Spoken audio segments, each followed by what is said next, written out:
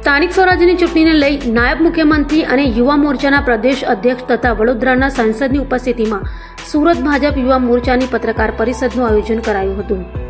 સુરતમાં સ્થાનિક સ્વરાજ્યની ચૂંટણી સમયે સિંગણપોર ડભોલી રોડ પર આવેલ શાહ સેરેમની બેન્ક્વેટ હોલમાં નાયબ મુખ્યમંત્રી હર્ષ સંઘવી, યુવા મોરચાના પ્રદેશ અધ્યક્ષ અને વડોદરા લોકસભાના સાંસદ હેમાંગ જોશીની હાજરીમાં સુરત મહાનગર યુવા મોરચા દ્વારા પત્રકાર પરિષદ યોજાઈ હતી, જેમાં યુવાનોના સર્વાંગી વિકાસ તથા મૂલ્યો આધારિત નેતૃત્વ માટે વડાપ્રધાન નરેન્દ્ર મોદીના નેતૃત્વમાં કરાયેલા કામો અને આગામી દિવસોમાં યુવા શક્તિને ધ્યાન રાખી થનાર કામો અંગે માહિતી અપાઈ હતી. સૌ માટે કદાચ આ રોડ, રસ્તા, street light, park, library, school આ બધી બહુ નોર્મલ વાત છે, કારણ કે તમે મોદી સાહેબ આ રાજ્યના મુખ્યમંત્રી અને મોદી સાહેબે રાજ્યના મુખ્યમંત્રી બનતાની સાથે લાઇન, સ્કૂલ, લાઇબ્રેરી આ બધા જ વિષયો તમે માંગો તે પહેલા આપવા માંગ્યા હતા. પણ જો તમે તમારા ઘરમાં જે સિનિયર સિટીઝન્સ હશે, તમારા ફાધર, મધર,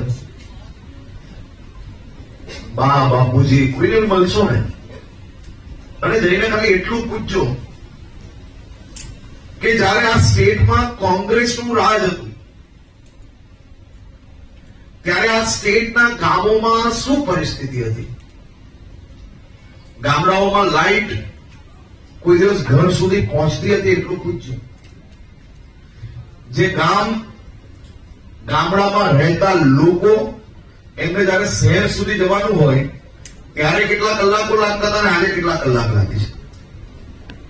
ત્યારે ગામની અંદર કોઈ મહિલાઓ, દીકરીઓ અંધારું થાય ને એટલે એમના પરિવારમાંથી એમને ઘરની બહાર નીકળવાની ક્યારેય પરમિશન નહીં આપતા હતા. તેનો અંદાજો તમને નહીં હશે કે કેમ નહીં આપતા હતા. એ સમયની પરિસ્થિતિ આ રાજ્યની એવી હતી અને એવી પરિસ્થિતિઓમાંથી પસાર થઈને આ રાજ્યના બધા જ નાગરિકોએ સાથે મળીને સંઘર્ષ કરીને ભારતીય જનતા પાર્ટીના શાસનમાં આ બધા જ વિષયોને ભૂલાઈ લેવામાં આવ્યા. અહીંયા 40 વર્ષથી નીચેના લોકોને એક નાના સોશિયલ મીડિયામાં રીલ દેખાય ને મારામારી કે આવું તેવું તો એમને મગજની અંદર સ્ટ્રેસ આવી જાય. કેમ સ્ટ્રેસ આવી જાય? કારણ કે ગુજરાતની અંદરથી આ બધી જ પરિસ્થિતિઓમાંથી આપણે બહાર આવી ગયા છે. પણ આજથી થોડા વર્ષ અગાઉ એટલે કે કોંગ્રેસના શાસનમાં મારામારીની તો વાત જ દૂર કરી લો, કારણ કે એવી ઘટનાઓ દરરોજ નોર્મલ કહેવાતી હતી. હમણાં તમે જોઈને તમને બધાને શોખ એટલે લાગે કારણ કે આપણે એબનોર્મલ ઘટના બની.